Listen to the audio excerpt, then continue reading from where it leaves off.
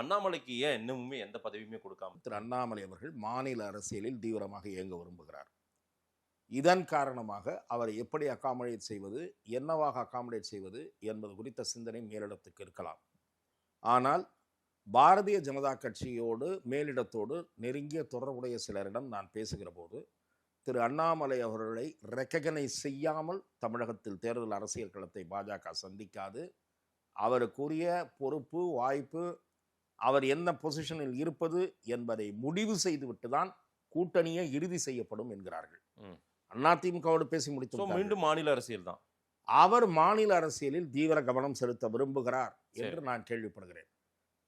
He may be offered with a Rajya Sabha seat with a MOS or Minister, Union Minister, எதுவாக இருக்கலாம். விரும்பினால் அடைய முடியும்.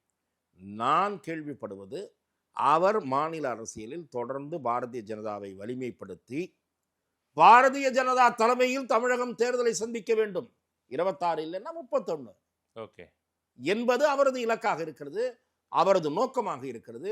அதில் அவர் தெளிவாக இருக்கிறார் என்பதை என்னால் அவரோடு உரையாடியதன் மூலம் புரிந்து கொள்ள முடிகிறது.